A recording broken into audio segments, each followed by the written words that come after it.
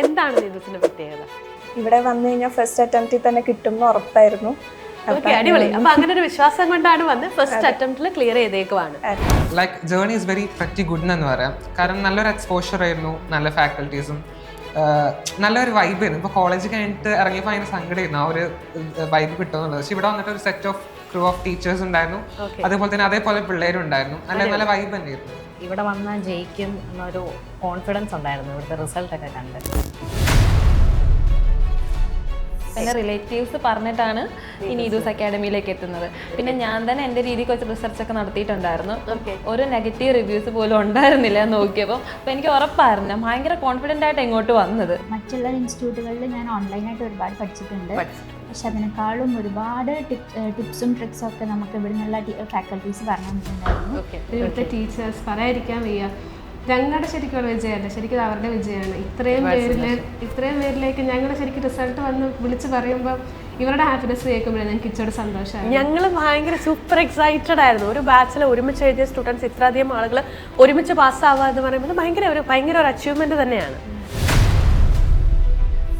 നീതൂസിൽ first പറയാനുള്ളത് training തന്നെയാണ്. കാരണം മാംസ് എല്ലാം ഭയങ്കര ഫ്രണ്ട്ലി ആണ്. അപ്പോൾ തന്നെ നമുക്ക് പഠിക്കാനായിട്ട് കൂടുതൽ ഇൻസ്പിറേഷൻ ആവും. പിന്നെ എന്ത് നമുക്ക് ഡൗട്ട് ഉണ്ടെങ്കിലും അവരുടെ അടുത്ത് നിന്ന് അപ്രോച്ച് ചെയ്യാം. അവർ നമുക്ക് അപ്പോൾ തന്നെ അത് ക്ലിയർ ചെയ്യും. ഞാനിത് പറഞ്ഞ പോലെ കോളേജിൽ നിന്ന് ഇറങ്ങിയപ്പോൾ ഭയങ്കര സങ്കടമായിരുന്നു. ഇനി ഇങ്ങനൊരു രസമൊന്നും ഒരിടത്തും കിട്ടൂല. പക്ഷെ ഇവിടെ വന്നപ്പോൾ എല്ലാവരും ഭയങ്കര രസമാണ്. നമ്മുടെ കോളേജിനെ കൂട്ട് ഭയങ്കര എൻജോയ്മെന്റ് ആയിരുന്നു. നമ്മൾ 10 പേര് ഒരുമിച്ച് ഫ്രഷേഴ്സ് ആയിരുന്നു. അപ്പം അടിപൊളി. ആ ഒരു ബാച്ചിലല്ലേ എനിക്കൊന്ന് ഓൾമോസ്റ്റ് എല്ലാവർക്കും തന്നെ കിട്ടി. വേറൊരു ഇൻസ്റ്റിറ്റ്യൂട്ടിലെ ഒരു ഹെഡിനോട് തന്നെയാണ് സംസാരിച്ചത്. അപ്പോൾ അവർ തന്നെ പറഞ്ഞു yes Neethu is the best എന്ന് പറഞ്ഞ് അവർ തന്നെ റെക്കമെൻഡ് ചെയ്തു. സോ അങ്ങനെയാണ് ഞാൻ ഇവിടെ വന്നത്. പ്രത്യേകിച്ച് ഇവിടുത്തെ മാംസ് അവർ പഠിപ്പിക്കുന്ന രീതി, അത് ഒരു കൊച്ചിന് അത് അവർക്ക് മനസ്സിലാക്കി കൊടുക്കണമെങ്കിൽ അത് അവരുടെ ഒരു കഴിവാണ്. ഇവിടെ വന്നു കഴിഞ്ഞപ്പോഴാണ് ഈ ടൈപ്പ് ഓഫ് ക്വസ്റ്റ്യൻ അങ്ങനെയുള്ള കാര്യങ്ങളൊക്കെ ഐഡന്റിഫൈ ചെയ്ത് കണ്ടുപിടിക്കാൻ തുടങ്ങിയത്. എന്താണ് ഒറ്റ വാക്കിൽ പറഞ്ഞാൽ എന്താണ് നീതൂസിന്റെ ഏറ്റവും വലിയ പ്രത്യേകത? മാമിന്റെ ക്രൂ മെമ്പേഴ്സ്.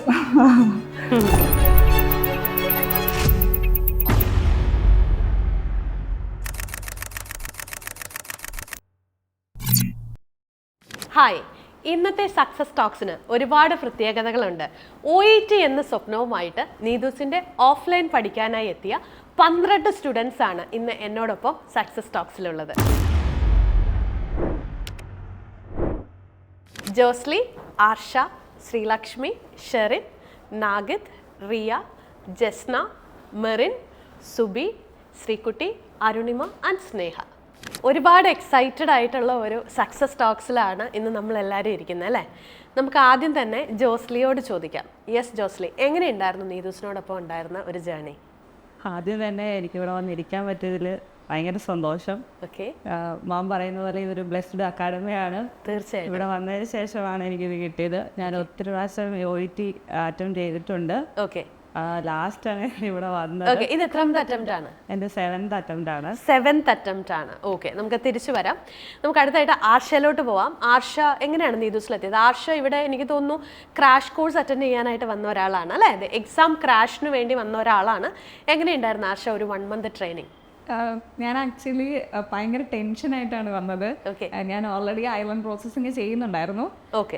അപ്പം എക്സ്പയർ ആവാറായതുകൊണ്ട് പിന്നെ വന്നത്. പക്ഷെ എനിക്ക് ഭയങ്കര സ്ട്രെസ് ആയിരുന്നു. ഇത് എങ്ങനെയും പാസ് ആവണമെന്ന് ഭയങ്കര ആഗ്രഹമായിരുന്നു.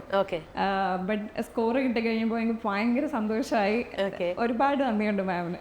ഇത് എത്രാമത്തെ അറ്റംപ്റ്റ് ആണ്? അല്ലെങ്കിൽ 3rd അറ്റംപ്റ്റ് ആണ് അല്ലേ? അപ്പോൾ ഓൾറെഡി ഐലൻഡ് സ്കോറും ആയിട്ട് അത് എക്സ്പയർ ആയതുകൊണ്ട് വീണ്ടും എഴുതാനായിട്ടില്ല. September 30 വരെ ഇപ്പോഴും ടൈം ഉണ്ട്. ഫൈൻ. അപ്പോൾ ഒന്നും കൂടെ എഴുതിയതാണ് പ്രോസസ്സിങ്ങിന് വേണ്ടി അല്ലേ? ഓക്കെ, നമുക്ക് തിരിച്ചു വരാം. യെസ് ശ്രീലക്ഷ്മി, പറഞ്ഞേ എങ്ങനെയുണ്ടായിരുന്നു നീതൂസിനോടൊപ്പം ഉണ്ടായിരുന്ന ജേർണി? എങ്ങനെയുണ്ടായിരുന്നു? ശ്രീലക്ഷ്മി ഒരു ഫ്രഷറാണ് അല്ലേ? ജസ്റ്റ് പാസ് ഔട്ട് ആണ്. ഓക്കെ, എങ്ങനെയാണ് നീതൂസിനെ പറ്റി അറിഞ്ഞേ? ഞാൻ ഇൻസ്റ്റഗ്രാം വഴിയാണ് അറിഞ്ഞത്. പിന്നെ ഇവിടെ നല്ല റിസൾട്ട് ഉണ്ടെന്ന് അറിഞ്ഞു. ഇവിടെ വന്നു കഴിഞ്ഞാൽ ഫസ്റ്റ് അറ്റംപ്റ്റിൽ തന്നെ കിട്ടുമെന്ന് ഉറപ്പായിരുന്നു. അടിപൊളി. അപ്പൊ അങ്ങനെ ഒരു വിശ്വാസം കൊണ്ടാണ് വന്ന് ഫസ്റ്റ് അറ്റംപ്റ്റിൽ ക്ലിയർ ചെയ്തേക്കുവാണ്. അടിപൊളി. സോ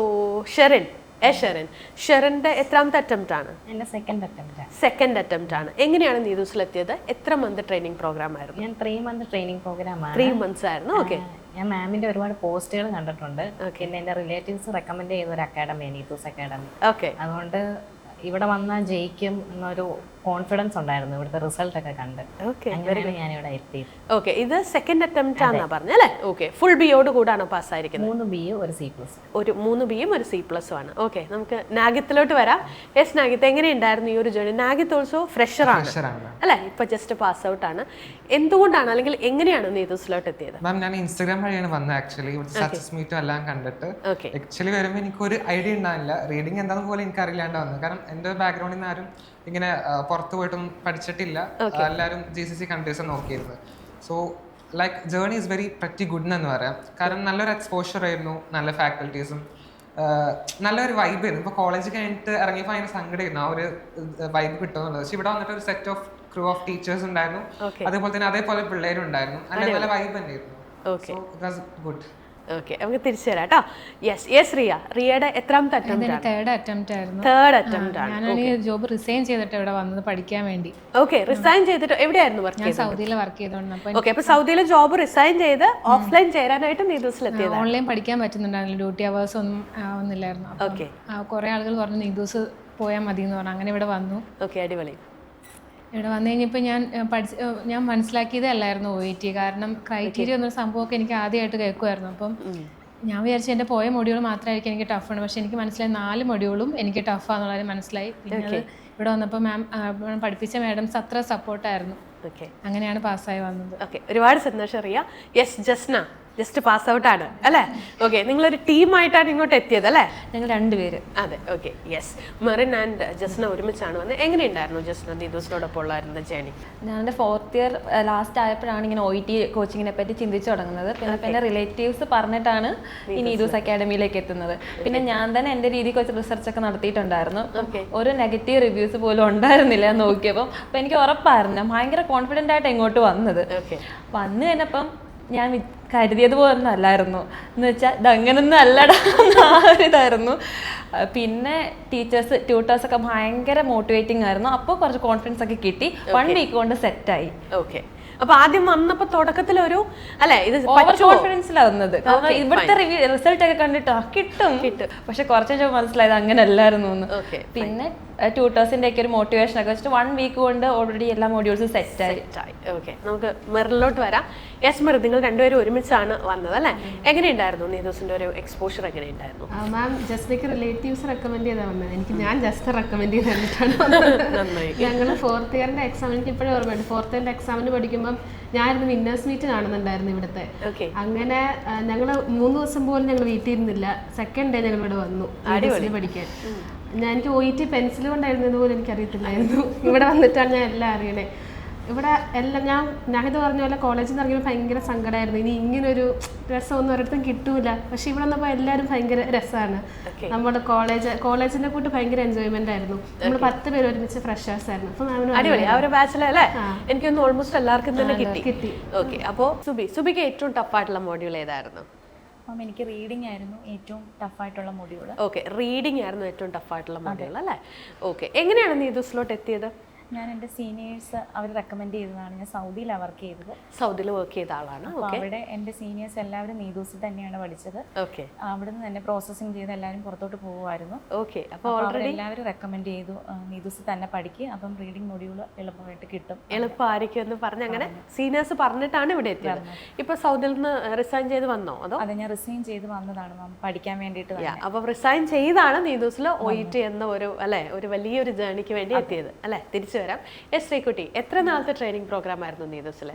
ഞാൻ എടുത്തത് 3 month programme. 3 month training programme. First attempt ആണോ? അല്ല, ഇത് സെക്കൻഡ് അറ്റംപ്റ്റ് ആണ്. എന്താണ് നീതൂസിന്റെ പ്രത്യേകത? നീതൂസിലെ ഫസ്റ്റ് പറയാനുള്ളത് ട്രെയിനിങ് തന്നെയാണ്. കാരണം മാംസ് എല്ലാം ഭയങ്കര ഫ്രണ്ട്ലി ആണ്. അപ്പോൾ തന്നെ നമുക്ക് പഠിക്കാനായിട്ട് കൂടുതൽ ഇൻസ്പിറേഷൻ ആവും. പിന്നെ എന്ത് നമുക്ക് ഡൗട്ട് ഉണ്ടെങ്കിലും അവരുടെ അടുത്ത് നിന്ന് അപ്രോച്ച് ചെയ്യാം. അവർ നമുക്ക് അപ്പോൾ തന്നെ ക്ലിയർ ചെയ്യും. അതാണ് ഇവിടുത്തെ മെയിനായിട്ട് പ്രത്യേകതയായിട്ട് പറയാനുള്ളത്.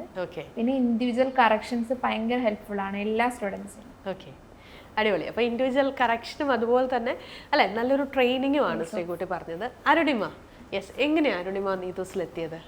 മാം ഞാൻ എൻ്റെ അമ്മയുടെ ഒരു ഫ്രണ്ട് വഴി പറഞ്ഞിട്ടാണ് നീതൂസ് അക്കാഡമിനെ കുറിച്ച് അറിയുന്നത്. ഓക്കെ, ഫസ്റ്റ് അറ്റംപ്റ്റ് ആണോ? അല്ല മാം, തേർഡ് അറ്റംപ്റ്റ് ആണ്. തേർഡ് അറ്റംപ്റ്റ് ആണ്. ഓക്കെ, പറഞ്ഞോളൂ, എങ്ങനെയുണ്ടായിരുന്നു നീതൂസിനോടൊപ്പം ഉണ്ടായിരുന്ന ഒരു ജേർണി? വളരെ നല്ല എക്സ്പീരിയൻസ് ആയിരുന്നു മാം. മറ്റുള്ള ഇൻസ്റ്റിറ്റ്യൂട്ടുകളിൽ ഞാൻ ഓൺലൈനായിട്ട് ഒരുപാട് പഠിച്ചിട്ടുണ്ട്. പക്ഷെ അതിനേക്കാളും ഒരുപാട് ടിപ്സും ട്രിക്സും ഒക്കെ നമുക്ക് ഇവിടെ നിന്നുള്ള ഫാക്കൽറ്റീസ് പറഞ്ഞു തന്നിട്ടുണ്ടായിരുന്നു. അതുകൊണ്ട് ഭയങ്കര ഹെൽപ്ഫുൾ ആയിരുന്നു. എനിക്ക് റീഡിങ് ആൻഡ് ലിസണിങ് ആയിരുന്നു ഭയങ്കര ബുദ്ധിമുട്ടായിരുന്നു.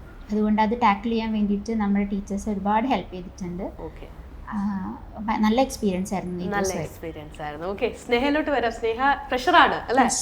അതെ, എങ്ങനെയുണ്ടായിരുന്നു? അല്ലെങ്കിൽ എങ്ങനെയാണ് നീതൂസിലോട്ട് എത്തിയപ്പോൾ? മറ്റ് ഫ്രണ്ട്സിന്റെ കൂടെയാണോ നീതൂസിലോട്ട് വന്നത്? ഇവിടെ എല്ലാവരും പല റീൽസ് കണ്ടാ വന്നത്, പിന്നെ സ്റ്റോക്സ് കേട്ടാ വന്നത്. പക്ഷെ ഞാൻ വന്നതൊരു ഡിഫറെന്റ് ആയിരുന്നു. ഫസ്റ്റ് എൻ്റെ മമ്മിയുടെ ഒരു ഫ്രണ്ട് റെക്കമെൻഡ് ചെയ്തു നീതൂസ് അക്കാഡമിനെ കുറിച്ച്. പിന്നെ എൻ്റെ പപ്പായോട് ഞാൻ പറഞ്ഞു. അപ്പോൾ പപ്പ ഇങ്ങനെ പോയി വേറൊരു ഇൻസ്റ്റിറ്റ്യൂട്ടിലെ ഒരു ഹെഡിനോട് തന്നെയാണ് സംസാരിച്ചത്. അതായത് സെയിം അവരും IELTS OET ചെയ്തുകൊണ്ടിരിക്കുന്ന ആൾക്കാരായിരുന്നു. അപ്പോൾ അവർ തന്നെ പറഞ്ഞു yes Neethu is the best എന്ന് പറഞ്ഞ് അവർ തന്നെ റെക്കമെൻഡ് ചെയ്തു. സോ അങ്ങനെയാണ് ഞാൻ ഇവിടെ വന്നത്. അതായത് വേറൊരു അക്കാഡമിയിലെ ഹെഡ് പറഞ്ഞിട്ടാണ് അല്ലെങ്കിൽ അവർ റെഫർ ചെയ്തിട്ടാണ് നീതൂസിലോട്ട് എത്തിയത്? നിലവിൽ ഇപ്പോൾ അവർ അത് ചെയ്യുന്നില്ല, OET അവർ ചെയ്യുന്നില്ല. പക്ഷെ അവർ പറഞ്ഞു നീതൂസ് ഇപ്പോൾ നമ്പർ 1 ആയിട്ട് നിൽക്കുന്ന ഒരു അക്കാഡമിയാണ്, നിങ്ങൾക്ക് അവിടെ പോവാന്ന് പറഞ്ഞ് അവർ റെക്കമെൻഡ് ചെയ്തതാണ്. ഓക്കെ, ഒരുപാട് സന്തോഷം. അപ്പോൾ നിങ്ങൾ എല്ലാവരും എങ്ങനെയാണ് നീതൂസിൽ എത്തിയത് അല്ലേ? ആ ഒരു എക്സൈറ്റ്മെന്റ് ആണ് ഇപ്പോൾ നിങ്ങൾ ഇവിടെ ഷെയർ ചെയ്തത്. നമുക്ക് കുറച്ചും കൂടെ ഡീറ്റെയിൽസ് ആയിട്ട് ഈച്ച് ആൻഡ് എവറി മൊഡ്യൂളിലോട്ട് പോവാം അല്ലേ? റിയയ്ക്ക് ഏറ്റവും ടഫ് ആയിട്ടുള്ള മൊഡ്യൂൾ ഏതായിരുന്നു? എനിക്ക് റൈറ്റിംഗ് ആയിരുന്നു. എപ്പോഴും പോയിക്കൊണ്ടിരുന്ന മൊഡ്യൂൾ റൈറ്റിംഗ് തന്നെയായിരുന്നു. റൈറ്റിംഗ് ആയിരുന്നു ടഫ്. ഓക്കെ, റൈറ്റിംഗ് ഇപ്പോഴത്തെ സ്കോർ എത്രയാണ്? ഇപ്പോൾ C+ ആണ്. C+ ആണ്. ഓക്കെ, എങ്ങനെയാണ് റൈറ്റിംഗ് എന്ന് പറയുന്ന മൊഡ്യൂള് റിക്വയർഡ് സ്കോറിലോട്ട് എത്തിയത്? ഇവിടെ മാഡംസ് ക്രൈറ്റീരിയ വെച്ച് പഠിപ്പിക്കാൻ തുടങ്ങി. അപ്പോൾ എനിക്ക് മനസ്സിലായി ഇങ്ങനെയൊക്കെയാണ് സ്കോർ പോകുന്നത്. മറ്റും നമ്മൾ എഴുതുന്നു, എന്തോ ചെയ്യുന്നു. അപ്പം ക്രൈറ്റീരിയ വെച്ച് എഴുതിയപ്പം അത് എനിക്ക് ഇമ്പ്രൂവ് ആവാൻ തുടങ്ങി. പിന്നെ ബാക്കി മൊഡ്യൂൾസും അത്ര ഈസി അല്ലായിരുന്നു. ഇവിടെ വെച്ച് റീഡിംഗ് ഒക്കെ ചെയ്യുമ്പോൾ അത്ര ടഫ് മെറ്റീരിയൽ ഇതായിരുന്നു. അപ്പം മാഡംസ് അത്ര സപ്പോർട്ട് ചെയ്ത് തരും. പിന്നെ 10 minutes വെച്ച് ചെയ്യത്തില്ല, അത് ഭയങ്കര എഫക്റ്റീവ് ആണ്. 10 minutes ചെയ്യുന്നത്. ഓക്കെ, അതോ ലിസണിങ് മാം പറയും 1.5 യൂട്യൂബിലിട്ട് കേൾക്കാൻ പറയും. ആദ്യമൊക്കെ ചെയ്യുമ്പോൾ എനിക്ക് ഒന്നും കിട്ടത്തില്ലായിരുന്നു. പിന്നെ അത് ചെയ്താണ് അത് ഈസി ആയി വന്നത്. ഓക്കെ, അപ്പോൾ ഏറ്റവും ടഫ് ആയിട്ടുള്ള മോഡ്യൂള് റൈറ്റിംഗ് ആയിരുന്നു എന്ന് പറഞ്ഞു.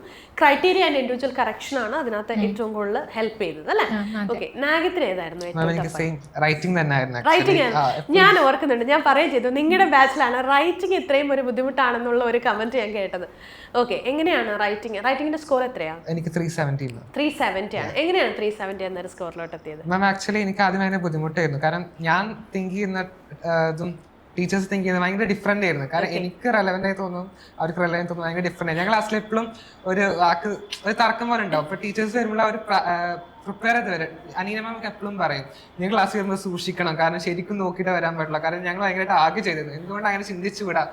സോ ലാസ്റ്റ് ഒക്കെ ആ ട്രാക്കിലോട്ട് ശരിക്കും വന്നു. നമ്മള് എങ്ങനെ റീഡേഴ്സ് ആക്കണം, എങ്ങനെ ഡെവലപ്മെന്റ് ആക്കണം, ഇമ്പോർട്ടൻസ് അതിനെ കൊടുക്കണം എന്നുള്ളതൊക്കെ. അതെനിക്ക് തോന്നുന്നു നിങ്ങൾ ഫ്രഷേഴ്സ് ആയതുകൊണ്ട് ക്ലിനിക്കൽ എക്സ്പോഷറിന്റെ ഒരു കുറവ് ചിലപ്പോൾ ഇനിഷ്യലി തോന്നി കാണും.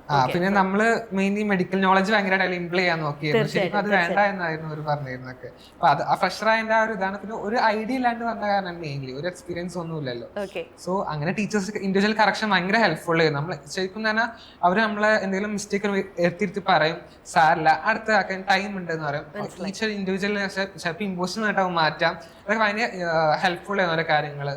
അപ്പോൾ ലൈക്ക് റൈറ്റിംഗ് ഫാക്കൽറ്റീസിന്റെ ഗുണം കൊണ്ട് തന്നെയാണ് ശരിക്കും. കാരണം അവർ അത്രയും ഡീറ്റെയിൽ ആയിട്ടാണ് പറഞ്ഞുതരാം. അപ്പൊ നമ്മൾ എന്തെങ്കിലും ഒരു സജഷൻ പറഞ്ഞാൽ ഓക്കെ അങ്ങനെ എഴുതാം, ബട്ട് ബെറ്റർ വേ എന്ന് പറയുന്നത് ഇങ്ങനെ എഴുതുമ്പോൾ സ്കോർ കൂടുതൽ കിട്ടാം. അവരിപ്പോ നമ്മളെ ആക്നോളജ് ചെയ്യും, ഒരിക്കലും തളർത്തിയിരുന്നില്ല അവർ മെയിൻ ആയിട്ട്. സോ അത് തന്നെയാണ് മെയിൻലി സ്കോറിലോട്ട് എത്തിയത് എന്ന് പറയാം. ഒരുപാട് സന്തോഷം. ഓക്കെ, ഷെറിൻ ഏറ്റവും ടഫ് ആയിട്ടുള്ള മൊഡ്യൂൾ എന്തായിരുന്നു? എനിക്ക് റീഡിംഗ് ആയിരുന്നു അല്ലെ? എങ്ങനെയാണ് റീഡിങ്ങിന്റെ സ്കോർ എത്രയാണ്? 360 ആണ്. എനിക്ക് തോന്നുന്നു ഒരുപാട് സ്റ്റുഡൻസിന്റെ ഏറ്റവും വലിയൊരു കൺസേൺ ആണ് റീഡിംഗ് എന്ന് പറയുന്ന മൊഡ്യൂൾ. എങ്ങനെയാണ് B എന്ന സ്കോറിലോട്ട് എത്തിയത്? ആദ്യമൊക്കെ എനിക്ക് പാട്ട് വായിക്കുമ്പോൾ ആൻസർ കണ്ടാൽ ഏത് പിക്ക് ചെയ്യണമെന്ന് എനിക്ക് അറിയില്ലായിരുന്നു. മുന്നിൽ കിടക്കുന്നതാണോ നെക്സ്റ്റ് ഉള്ളതാണോ എന്ന് എനിക്ക് അറിയില്ലായിരുന്നു. പിന്നെ വന്ദന മാം പഠിപ്പിച്ച തന്ന ഓരോ ടിപ്സും ഓരോ ബുള്ളറ്റ് പോയിന്റ് വൈസായെല്ലാം പഠിപ്പിച്ചത്. അതെല്ലാം അപ്ലൈ ചെയ്ത് ചെയ്യാൻ തുടങ്ങിയപ്പോഴാണ് എനിക്ക് കുറച്ച് കിട്ടാൻ തുടങ്ങിയത്. അപ്പം ഇനിഷ്യലി ഒരുപാട് ഹാപ്പി ആയിരുന്നു. പിന്നെ 10 minutes ഇട്ട് ചെയ്യാൻ നോക്കി. പിന്നെ അത് ഞാൻ കുറച്ച് 8 minutes ആക്കി. അപ്പോൾ 8 minutes സ്പീഡിൽ ചെയ്ത് അതും അല്ല ഇവിടുത്തെ മെറ്റീരിയൽസ്, അതുകൊണ്ടാണ് ആ റിസൾട്ട് എനിക്ക് കിട്ടിയത്. അത്രയും പാടുള്ള മെറ്റീരിയൽസ് ചെയ്ത് പഠിച്ച് അതോ 8 minutes എനിക്ക് ചെയ്യാൻ പറ്റി. അപ്പം അത് എക്സാമിന്റെ അന്ന് 8 minutes തീർന്നു. എക്സാമിൻ്റെ അന്ന് ആക്ച്വലി ഇവിടുത്തെ ഒരു ഓർമ്മ വെച്ച് റീഡിങ് ടൈം സ്റ്റാർട്ട്സ് ആവുമെന്ന് ഇവിടെ മാംസ് പറയുമായിരുന്നു. ആ ഒരു ഓർമ്മയിലാണ് ഞാൻ അവിടെ ഇരുന്നത്. പക്ഷെ അവിടെ അത് പറഞ്ഞില്ല. അപ്പോൾ ഓൾറെഡി പിള്ളേരത് വായിക്കാൻ തുടങ്ങിയിട്ട് ഞാൻ സ്റ്റാർട്ടായിട്ടില്ല റീഡിങ്. പക്ഷേ എനിക്ക് വായിക്കാനും പറ്റി. എന്നിട്ടും എനിക്ക് 5 minutes ബാലൻസ് ഉണ്ടായിരുന്നു. അപ്പം അങ്ങനെ ചെയ്തു. ഡെയിലി വീട്ടിൽ 5 മെറ്റീരിയൽ വീതം കണ്ടിന്യൂസ് ചെയ്യാൻ തുടങ്ങി. അങ്ങനെ ചെയ്താണ് എനിക്ക് റീഡിങ് ഒത്തിരി എളുപ്പമായത്. പ്രത്യേകിച്ച് ഇവിടുത്തെ മാംസ് അവർ പഠിപ്പിക്കുന്ന രീതി, അത് ഒരു കൊച്ചിന് അത് അവർക്ക് മനസ്സിലാക്കി കൊടുക്കണമെങ്കിൽ അത് അവരുടെ ഒരു കഴിവാണ്. അപ്പം അതുകൊണ്ടൊക്കെയാണ് എനിക്ക് ഒത്തിരി താങ്ക്സ് ഉണ്ട് എല്ലാവരോടും. ഒരുപാട് സന്തോഷം. ഏതായിരുന്നു ടഫ് ആയിട്ടുള്ള മൊഡ്യൂൾ? ലിസണിംഗ് ആയിരുന്നു എനിക്ക്. ലിസണിംഗ് ആയിരുന്നു. എത്രയാണ് കറന്റ് സ്കോർ? എത്രയാണ്? 350 ആണ്. എന്ത് സ്ട്രാറ്റജി ഉപയോഗിച്ച്, അല്ലെങ്കിൽ നമ്മുടെ നീതുസിലെ ലിസണിംഗ് ക്ലാസ്സസിന്റെ പ്രത്യേകത എന്താ? ആക്ച്വലി ലിസണിങ് ഞാൻ നേരത്തെ ഓൾറെഡി എക്സാം എഴുതിയപ്പം നേരത്തെ ലൈക്ക് ഈ ഗ്രാമർ ആർട്ടിക്കിൾ ചേർക്കുന്ന അങ്ങനെയൊന്നും അത്ര നോക്കിയിട്ടില്ല. പിന്നെ കൂടാതെ ഇവിടെ വന്നു കഴിഞ്ഞപ്പോഴാണ് ഈ ടൈപ്പ് ഓഫ് ക്വസ്റ്റ്യൻ അങ്ങനെയുള്ള കാര്യങ്ങളൊക്കെ ഐഡന്റിഫൈ ചെയ്ത് കണ്ടുപിടിക്കാൻ തുടങ്ങിയത്. ആദ്യം ഞാൻ ഓർത്തിട്ടുണ്ട് ലൈക്ക് എന്തിനാ ഇങ്ങനെ ടൈപ്പ് ഓഫ് ക്വസ്റ്റ്യൻ കണ്ടുപിടിച്ചത്, അതിന്റെ യൂസ് എന്താണെന്ന് ചിന്തിച്ചിട്ടുണ്ട്. ഈ ഓഡിയോ കേൾക്കുന്നതിന്റെ ഇടയ്ക്ക് അത് ചിന്തിച്ചുകൊണ്ടിരിക്കണോ അതോ ഇതിൽ കോൺസെൻട്രേറ്റ് ചെയ്യണോ, അങ്ങനെയൊക്കെ കൺഫ്യൂഷൻ ആയിരുന്നു. പിന്നെ നിവിത മാം ലൈക്ക് ചോദ്യം ചോദിക്കുമ്പോൾ നമ്മൾ അതിനു വേണ്ടി ഞാൻ ടൈപ്പ് ഓഫ് ക്വസ്റ്റ്യൻ എങ്ങനെയാ നോക്കണ്ടേന്നൊക്കെ കണ്ടുപിടിച്ച് അങ്ങനെ പഠിച്ചാണ് ഞാൻ പിന്നെ അപ്ലൈ ചെയ്യാൻ തുടങ്ങിയത്. ആദ്യമൊക്കെ ഭയങ്കര ബുദ്ധിമുട്ടായിരുന്നു. പിന്നെ ആ ഒരു പാറ്റേൺ ഫോളോ ചെയ്യാൻ തുടങ്ങിയപ്പോഴാണ് കൂടുതൽ മാർക്ക് സ്കോർ ചെയ്യാൻ പറ്റിയത്. എനിക്ക് നേരത്തെ ലിസണിങ് പോയപ്പോൾ ഭയങ്കര സങ്കടമായിരുന്നു. ഈ പ്രാവശ്യം ലിസണിങ്ങിന് സ്കോർ കിട്ടിയപ്പോൾ ഭയങ്കര താങ്ക്ഫുൾ ആണ് ദിവിത മാമിനോട് എസ്പെഷ്യലി. ഒരുപാട് സന്തോഷം. റീഡിങ് ലിസണിങ് അല്ലേ, ഒരുപാട് ആളുകളുടെ ഒരു വലിയൊരു കൺസേൺ ആണ് റീഡിങ് അല്ലെങ്കിൽ ലിസണിങ്. ഇതിനൊക്കെ സ്ട്രാറ്റജി ഉണ്ടോ, അല്ലെങ്കിൽ ഇതിനിപ്പോൾ എന്താ, നമ്മൾ കേൾക്കുമല്ലേ, നമ്മൾ വായിക്കല്ലേ, അങ്ങനെ ചിന്തിക്കുന്ന ഒരുപാട് ആളുകളുണ്ട് അല്ലേ. അപ്പം അങ്ങനെയുള്ള ആളുകൾക്ക് ഉള്ള ഒരു ഉത്തരമാണ് ഇല്ല, ഇതിന് സ്പെസിഫിക് ആയിട്ടുള്ള സ്ട്രാറ്റജി ഉണ്ട്. നമുക്ക് തിരിച്ച് മെറിനിലോട്ട് തന്നെ വരാം. മെറിന് ഏറ്റവും ടഫായിട്ടുള്ള മൊഡ്യൂൾ ഏതായിരുന്നു? എനിക്ക് എല്ലാ മൊഡ്യൂളും അങ്ങനെ എനിക്ക് സ്പെസിഫിക്കലി പറയുകയാണെങ്കിൽ സ്പീക്കിംഗ് ആയിരുന്നു കുറച്ചുകൂടെ എനിക്ക് കമ്പാരിറ്റീവ്ലി ഈസി ആയി തോന്നിയത്. സ്പീക്കിംഗ് ആയിരുന്നു ഈസി ആയിട്ട് തോന്നിയത് സ്പീക്കിംഗ്. എന്തുകൊണ്ടാണ് സ്പീക്കിംഗ് എന്ന് പറയുന്ന മൊഡ്യൂൾ ഈസി ആയി തോന്നാനുള്ള ഒരു കാരണം? ഞാൻ നന്നായിട്ട് സംസാരിക്കും. അതെ, ഓക്കെ, ടോക്കറ്റീവ് ആണ്. ഞാൻ സംസാരിക്കും. എന്തുണ്ടെങ്കിലും ഞാൻ ഇങ്ങനെ സംസാരിക്കുന്നതുകൊണ്ടായിരിക്കും എനിക്ക് സ്പീക്കിംഗ് ഭയങ്കര ഇഷ്ടമായിരുന്നു. പക്ഷെ ഞാൻ അന്ന് OET എക്സാം ചെയ്ത സ്പീക്കിംഗ് സത്യം പറഞ്ഞാൽ എനിക്ക് അത്ര ഇഷ്ടപ്പെട്ടിട്ടില്ല. എത്ര ഉണ്ട് OET സ്പീക്കിംഗിന്റെ സ്കോർ? 400 ഉണ്ട്. അപ്പൊ കുറച്ചും കൂടി ഇഷ്ടപ്പെട്ടായിരുന്നെങ്കിലോ അല്ലെ? അടിപൊളി. ഒരുപക്ഷെ ജനറൽ സ്ട്രക്ചർ ഒക്കെ ഇവിടെ പറയുന്ന പോലെ കൊടുത്തോണ്ടായിരിക്കും എനിക്ക് അത്ര മാർക്ക് കിട്ടിയെന്ന് ഞാൻ വിചാരിക്കുന്നു. എല്ലാവരോടും ഭയങ്കര ഗ്രേറ്റ്ഫുൾ ആണ്. എനിക്ക് റീഡിംഗ് ഒക്കെ ഭയങ്കര ടഫായിരുന്നു. ലിസണിങ് ഒക്കെ എനിക്ക് ആദ്യമൊക്കെ എളുപ്പമായിരുന്നെങ്കിലും പിന്നീട് എനിക്ക് ഭയങ്കര ടഫായിട്ട് തോന്നി തുടങ്ങി. റൈറ്റിംഗ് ആണ് എനിക്ക് ഒരിക്കലും കിട്ടാതെ. ഞാൻ ജസ്റ്റിനോട് വരെ പറഞ്ഞിട്ടുണ്ട് എനിക്ക് കിട്ടണില്ല ഇങ്ങനെ ഞാൻ പറഞ്ഞിട്ടുണ്ട്. അവളെന്നെ ഒരുപാട് ഹെൽപ്പ് ചെയ്തിട്ടുണ്ട്. ഇവിടുത്തെ ടീച്ചേഴ്സ് പറയാതിരിക്കാൻ വയ്യ. ഞങ്ങളുടെ ശരിക്കുള്ള വിജയമല്ല, ശരിക്കും അവരുടെ വിജയമാണ്. ഇത്രയും പേരിലേക്ക് ഞങ്ങൾ ശരിക്കും റിസൾട്ട് വന്ന് വിളിച്ച് പറയുമ്പോൾ ഇവരുടെ ഹാപ്പിനെസ് കേൾക്കുമ്പോഴേ ഞങ്ങൾക്ക് ഇച്ചോട് സന്തോഷമാണ്. ഞങ്ങൾ ഭയങ്കര സൂപ്പർ എക്സൈറ്റഡ് ആയിരുന്നു. ഒരു ബാച്ചിൽ ഒരുമിച്ച് എഴുതിയ സ്റ്റുഡൻസ് ഇത്രയധികം ആളുകൾ ഒരുമിച്ച് പാസ്സാവുക എന്ന് പറയുന്നത് ഭയങ്കര ഒരു അച്ചീവ്മെന്റ് തന്നെയാണ് അല്ലെ. തീർച്ചയായിട്ടും നമുക്ക് തിരിച്ചു വരാം ജോസ്ലിയിലോട്ട്. ജോസ്ലിക്ക് ഏറ്റവും ടഫായിട്ടുള്ള, ജോസ്ലി പറഞ്ഞു 7ാമത്തെ പ്രാവശ്യമാണ് എഴുതുന്നത് എന്ന് പറഞ്ഞു അല്ലെ. അപ്പൊ ഇവിടെ ഇരിക്കുന്ന വേറെ ആരെക്കാട്ടിലും എക്സ്പീരിയൻസ് ഉണ്ട് അല്ലെ, എക്സാം എഴുതി അല്ലെങ്കിൽ വേറെ ഇൻസ്റ്റിറ്റ്യൂട്ടുകളിൽ പഠിച്ചിട്ടുണ്ടാവും അല്ലെ. ഇതെല്ലാം കഴിഞ്ഞിട്ടാണ് നീതൂസിലോട്ട് എത്തുന്നത്. എന്താണ്, ഒറ്റ വാക്കിൽ പറഞ്ഞാൽ എന്താ നീതൂസിന്റെ ഏറ്റവും വലിയ പ്രത്യേകത? മാമിന്റെ ക്രൂ മെമ്പേഴ്സ് അത് തന്നെയാണ്. അവരുടെ എഫേർട്ട് പറയാതിരിക്കാൻ പറ്റിയില്ല. എനിക്ക് ഏറ്റവും ടഫ് മൊഡ്യൂൾ എന്ന് പറഞ്ഞാൽ ലിസണിങ് ആണ്. ലിസണിങ് ആയിരുന്നു. ഈ 6 പ്രാവശ്യം എഴുതിയിട്ട് എനിക്ക് ലിസണിങ് കിട്ടിയിട്ടില്ല. കഴിഞ്ഞ പ്രാവശ്യം എഴുതിയപ്പോഴും 340 വരെ എത്തിയിരിക്കുന്നത്. പക്ഷേ ബാക്കി ഇൻസ്റ്റിറ്റ്യൂട്ടിൽ പഠിച്ചപ്പോൾ ലിസണിങ് ഇത്ര എക്സ്പ്ലെയിൻ ചെയ്ത് ഇതുവരെ കിട്ടിയിട്ടില്ല. അവർ ഓഡിയോ ഇടുന്നു, ആൻസേഴ്സ് പറയുന്നു, വേണമെങ്കിൽ ഒന്നുകൂടി ഇട്ട് തരും, അത്രേ ഉള്ളൂ. പക്ഷെ ഇവിടെയാണ് അത് ഡീറ്റെയിൽ ആയിട്ട് എക്സ്പ്ലെയിൻ ചെയ്ത് ഏത് ടൈപ്പ് ക്വസ്റ്റ്യൻ, എവിടെയാണ് ആൻസർ, അങ്ങനെ എല്ലാം ഡീറ്റെയിൽ ആയിട്ട് ലിസണിങ്ങിനെ കുറിച്ച് പഠിച്ചത് ഇവിടെയാണ്. ഞാൻ ഇവിടെയാണ് കണ്ടിരിക്കുന്നത്. അതുകൊണ്ടായിരിക്കും എനിക്ക് ഈ പ്രാവശ്യം ലിസണിങ് 350 കിട്ടിയത്. അടിപൊളി. ഓക്കെ, അപ്പം നമ്മൾ എല്ലാ മൊഡ്യൂളുകളെ പറ്റി പറഞ്ഞു അല്ലേ. അപ്പോൾ എനിക്ക് തോന്നുന്നു ഓക്കെ, അപ്പോൾ ഇതൊരു മൊഡ്യൂളുകളെ പറ്റി പഠിപ്പിക്കുന്ന മാത്രമല്ല, ഇപ്പം OET സംബന്ധിച്ചിടത്തോളം വളരെ ഇമ്പോർട്ടൻ്റ് ആയിട്ടുള്ളൊരു റോള് ഗ്രാമറിനുണ്ട് അല്ലേ? ഇപ്പം 4 മൊഡ്യൂളിലും ഗ്രാമർ ഇമ്പോർട്ടൻ്റ് ആണ്. എങ്ങനെയുണ്ടായിരുന്നു നീതൂസിലെ ഗ്രാമർ ക്ലാസ്സസ്? അല്ലെങ്കിൽ എങ്ങനെയാണ് ഈ ഒരു എന്താ പറയുക ഓരോ മോഡ്യൂളുകളിലും ഗ്രാമർ എങ്ങനെയാണ് ഇമ്പോർട്ടൻ്റ് ആവുന്നത് ശ്രീലക്ഷ്മി? ഫസ്റ്റ് റൈറ്റിങ്ങിന് വരുമ്പോൾ ഗ്രാമർ അത്ര ബേസിക് ആയിട്ട് അറിയില്ലായിരുന്നു. രവിത മാം 1 month നമുക്ക് നല്ലപോലെ ക്ലാസ് ഒക്കെ എടുത്തു, എല്ലാം പറഞ്ഞു തന്നു, റൈറ്റിംഗിൽ എങ്ങനെ യൂസ് ചെയ്യണ്ടേന്നൊക്കെ പറഞ്ഞു തന്നു. അതായത് ഇംപ്ലിമെന്റേഷൻ ഓഫ് ഗ്രാമർ കുറച്ചും കൂടി പറഞ്ഞു തന്നു. അപ്പോൾ ഒരു കോൺഫിഡൻസ് വന്നു എങ്ങനെ യൂസ് ചെയ്യണ്ടേന്ന്. പിന്നെ സ്പീക്കിങ്ങിൽ ഒത്തിരി ഹെൽപ്പ് ചെയ്തു ഗ്രാമർ ക്ലാസ് നീതൂസിൽ. അങ്ങനെ ഗ്രാമർ ഭയങ്കര ഇമ്പോർട്ടൻ്റ് ആണെന്ന് മനസ്സിലായി OET-ൽ. ഓക്കെ, അപ്പോൾ ഗ്രാമറിന് വളരെ സ്പെസിഫിക് ആയിട്ടുള്ള ഒരു റോളുണ്ട് അല്ലേ? അപ്പോൾ ഇപ്പോൾ നമ്മൾ OET-യുടെ എല്ലാ മോഡ്യൂളുകളെയും പറ്റി നമ്മൾ സംസാരിച്ചു അല്ലേ? ഇപ്പം നിങ്ങളുടെ കേസിലാണ് ഇപ്പോൾ സ്നേഹയാണെങ്കിലും മെറിനാണെങ്കിലും ജസ്ന ആണെങ്കിലും ശ്രീലക്ഷ്മി ആണെങ്കിലും ഒക്കെ നാഗിത്ത് അല്ലേ? എല്ലാവരും ഫ്രഷേഴ്സാണ് അല്ലേ? ജസ്റ്റ് കോളേജിൻ്റെ ഒരു വൈബിൽ നിന്ന് നീതൂസിലോട്ട് ഒരുമിച്ചെത്തിയവരാണ്. എങ്ങനെയുണ്ട് നീതൂസിൻ്റെ ഒരു വൈബ്? നമ്മൾ ഒരുപാട് പ്രോഗ്രാംസ് നമ്മൾ ഒരുമിച്ചുണ്ടായിരുന്നു അല്ലേ? ഈ ഇരിക്കണ എല്ലാവരും വളരെ ആക്റ്റീവായിരുന്നു എല്ലാ പ്രോഗ്രാമുകളിലും അല്ലേ? അപ്പോൾ എങ്ങനെയുണ്ട് ഒരു കോളേജ് ലൈഫിൽ നിന്ന് മാറി അല്ലേ? നിങ്ങൾ വളരെ എന്താ പറയണ്ടേ ഒരു ഫോക്കസ്ഡ് ആയിട്ട് ഒരു സ്ട്രോങ് ഡിറ്റർമിനേഷനോട് കൂടിയാണ് നിങ്ങൾ ഉറപ്പായിട്ട് ഇവിടെ എത്തിയത്. പഠിക്കണം, ജയിക്കണം. അതിൻ്റെ ഇടയ്ക്കും ഒരുപാട് കാര്യങ്ങൾ നമ്മൾ എൻഗേജ്ഡ് ആയിരുന്നു ഇവിടെ. എങ്ങനെയുണ്ട് നീതൂസിന് ഒരു വൈബ് എങ്ങനെയുണ്ട് ജസ്റ്റ്? എനിക്ക് പേഴ്സണലി ഈ പുതിയൊരു എൻവയോൺമെൻറ്റായിട്ട് അഡാപ്റ്റഡ് ആവാൻ കുറച്ച് പാടാണ്.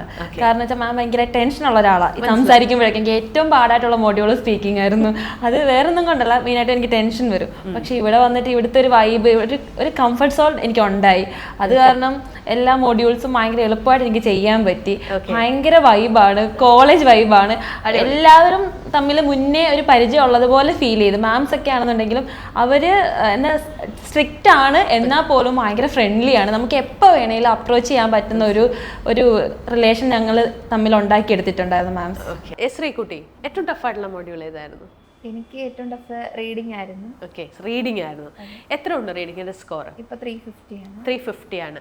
എങ്ങനെയുണ്ടായിരുന്നു 350 എന്ന് പറയുന്ന ഒരു 350-ലോട്ട് എത്തിയ ഒരു ജേർണി എങ്ങനെയുണ്ടായിരുന്നു?